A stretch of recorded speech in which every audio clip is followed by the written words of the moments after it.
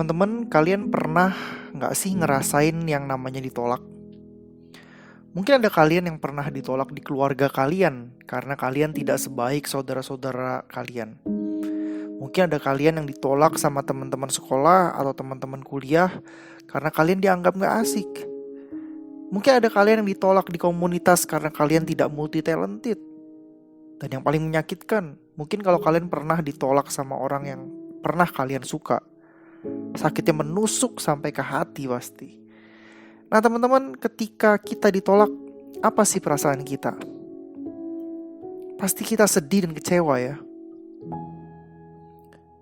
Hal yang sama pernah dialami sama Tuhan Yesus loh teman-teman. Bahkan lebih sedihnya adalah Tuhan Yesus ditolak oleh orang-orang di kota asalnya. Kalau kita lihat perikop-perikop sebelumnya, Yesus baru saja selesai pelayanan di daerah Kapernaum. Ia melakukan banyak mujizat, menyembuhkan banyak orang di daerah Kapernaum. Kemudian Yesus berpindah untuk melayani di kota asalnya. Kita semua tahu kota asal Yesus adalah Nazaret karena Yesus lahir di kota itu. Namun sesampainya Yesus di kota asalnya, apa yang didapatinya? Justru Yesus ditolak oleh orang-orang yang tinggal di sana.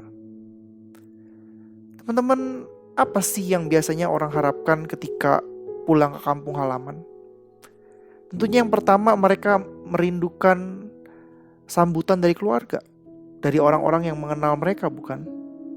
Seorang tentara yang kembali pulang ke kampung halamannya setelah berbulan-bulan pergi ke medan pertempuran, pasti mengharapkan sambutan dari orang-orang yang dicintainya. Seorang suami yang kembali ke kampung halamannya setelah berbulan-bulan meninggalkan istri dan anaknya untuk mencari nafkah ke negara tetangga, tentu mengharapkan sambutan hangat dari istri dan anaknya saat ia tiba di rumah.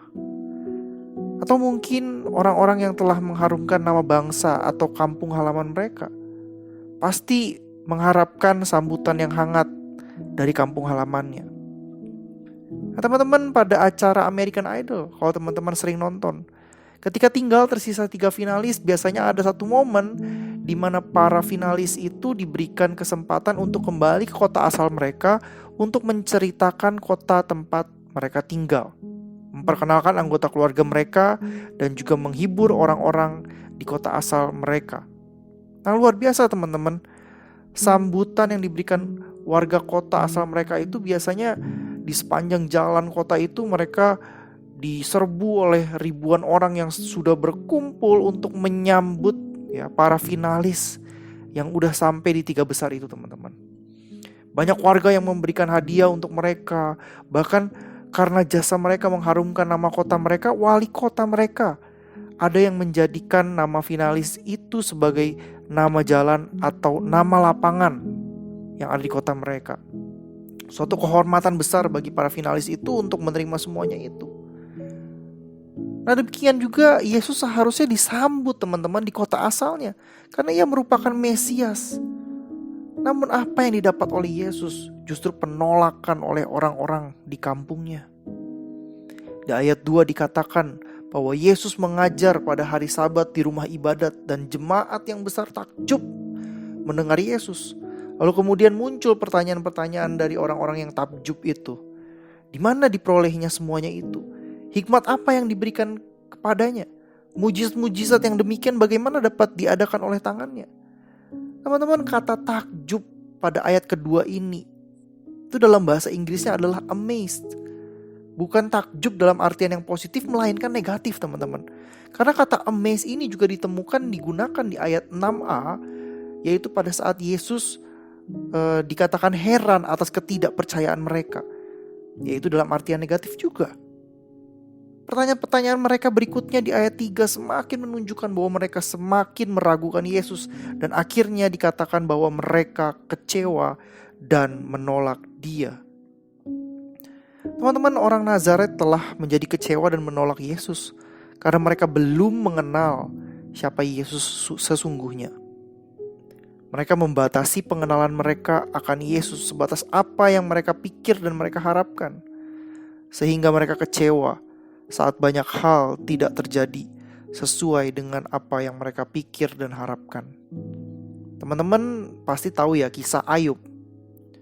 Seorang yang sangat saleh, yang hidupnya berkenan kepada Allah, namun sempat meragukan Allah, bahkan berkeinginan untuk mati sampai berkali-kali karena tekanan hidupnya yang begitu berat. Memang sangat berat apa yang dialami Ayub itu, teman-teman. Kalau saya membayangkan saya yang jadi Ayub, saya rasa saya akan bertindak lebih parah dari Ayub. Coba bayangkan teman-teman, kehilangan harta, kehilangan anak, dihujat oleh istri sendiri, orang yang harusnya mendukung dia dalam masa kesesakan, bahkan mendapatkan penghakiman dari teman-temannya juga. Segala tekanan yang ia alami, ditambah pengenalannya dahulu yang terbatas akan siapa Tuhan yang ia sembah itu, yang membuatnya berpikir negatif tentang Allah. Namun akhirnya ia sadar akan kesalahannya dan bertobat di hadapan Tuhan. Teman-teman, penolakan terhadap Yesus tidak hanya terjadi satu kali ini saja.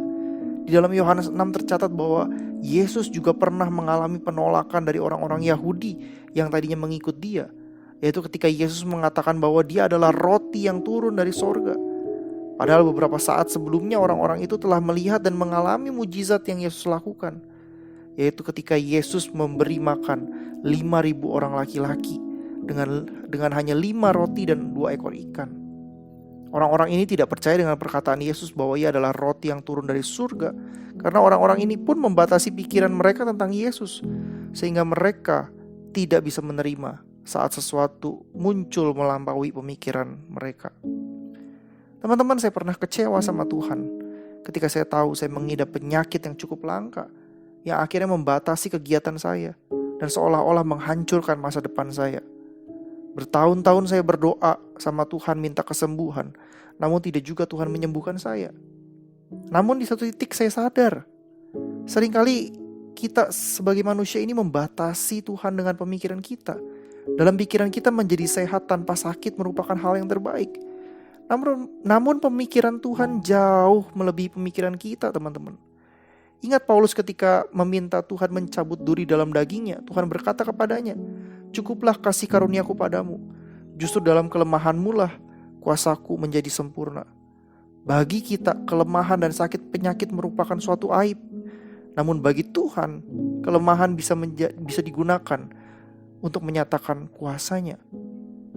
Teman-teman, seberapa jauhkah pengenalan kita akan Yesus? Apakah kita hanya mengenalnya sebagai Bapa yang baik, sahabat yang setia, sumber berkat? Jika kita hanya mengenal Yesus dari satu bagian, maka kita belum mengenalnya. Jika kita tidak mengenalnya, pastilah kita akan membatasi pikiran kita terhadap Tuhan. Dan jika kita ingin mengenal Tuhan secara lebih utuh, bangun relasi dengannya, baca firman-Nya, berdoa padanya. Jangan lupa teman-teman bahwa Yesus juga adalah Allah. Dia Tuhan yang layak untuk mendapatkan penghormatan tertinggi dari semua ciptaannya. Jangan pernah sekali-sekali kita kecewa dan menolak Dia dalam hidup kita. Teman-teman, Tuhan rindu kita semua bisa mengenal Dia secara utuh dan tidak mengkotak-kotakan, bahkan membatasi Dia dengan pikiran kita yang terbatas ini. Sebab bagaimana mungkin otak kita yang begitu kecil ini bisa mengenal Dia yang adalah pencipta kita, yang begitu besar, begitu agung dan begitu mulia? Tidak akan mungkin, teman-teman. Dia terlalu besar untuk bisa kita pahami. Dia terlalu ajaib untuk bisa kita mengerti. Namun tetap, ini yang Tuhan mau kita miliki sesuai dengan Amsal 3 ayat 5 yang berbunyi, "Percayalah kepada Tuhan dengan segenap hatimu, dan janganlah bersandar pada pengertianmu sendiri." Teman-teman, Tuhan mau kita tetap percaya apapun keadaan kita. Mari kita sama-sama membangun hubungan kita dengan Allah. Jangan ragu untuk menaruh percaya penuh kita kepadanya. Saat hidup tidak berjalan sesuai dengan yang kita harapkan, yakinlah bahwa semua ada dalam tangan kuasanya. Amin.